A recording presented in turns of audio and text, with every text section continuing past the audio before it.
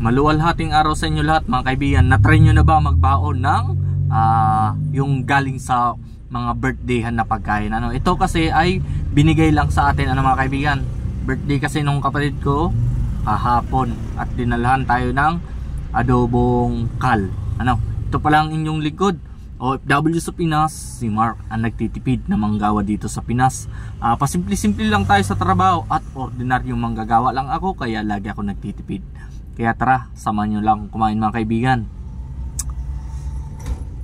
Kal na adobo galing sa birthday yan. Tipid talaga to the max.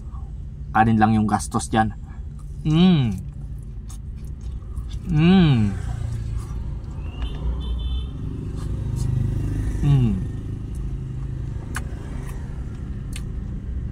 Di pa naman siya napanis mga kaibigan.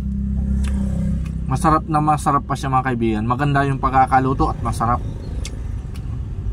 Di kasi ako nakapagluto ng ulam mga kaibigan, gawa ng may iniinda tayong sakit at pumilit lang nga ako pumasok sa trabaho. Kailangan natin kumita ng pera.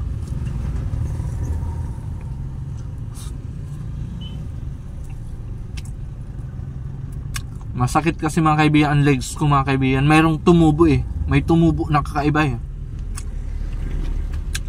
Yung tumubo sa legs ko mga kaibigan, yung ang makakagamot ay gumamela lang. Siguro gets nyo kung ano yung tumubo sa legs ko. Masakit nga mga kaibigan Buti lang may ulam pa dun na galing sa birthday yan. Belated happy birthday lang sa kapatid ko. Binara yung kapatid ko mga kaibigan. Di na nga kami nakapunta dun gawa may iniinda nga akong sakit, saka kakagaling lang nung anak ko. Kakagaling niya lang kasi galing din sa ospital. Kaya nung Sabado hindi rin ako pumasok mga kaibigan. At yung Linggo hindi tayo nakapag-gala kasi masakit nga ang legs ko. Kal itong manok mga kaibigan. Kaya kapag hindi mais yung pagkakaluto, makunat yung balat. Pero yung laman niya malambot naman. Pero malasa. 120 lang ang per piece nito mga kaibigan. Isang buong manok.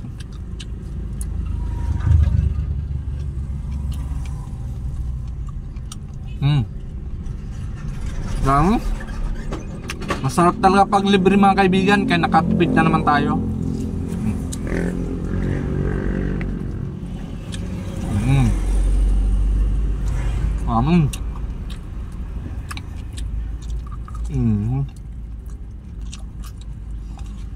Ang lasa. Kal na manok lang Pero bukas kailangan natin magluto pangbaon ulit. Ano kaya ang masarap lutuin bukas? Mag-request nga kayo mga kaibigan. Yung tipid na ulam para sa tanghalian. Pambaon.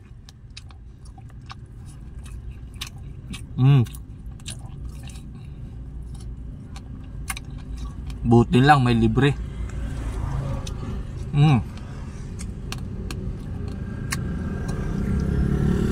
Tipid na naman tayo nito.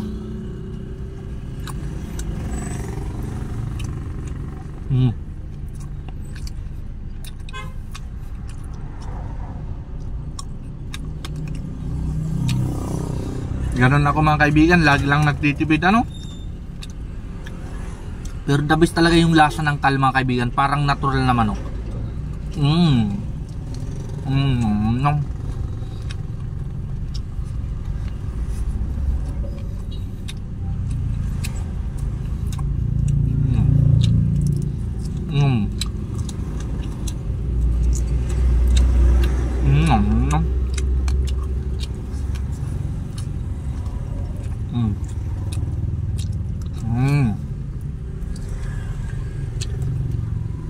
Dami. Lutong Pinoy adobo.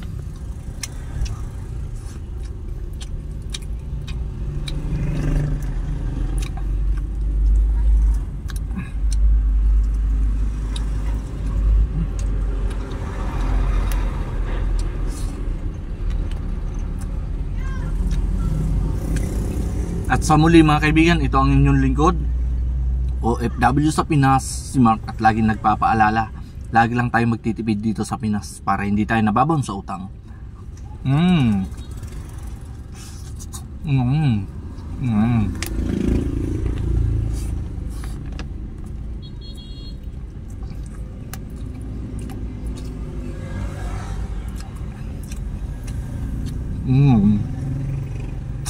Uragon para tayo mga kaibigan.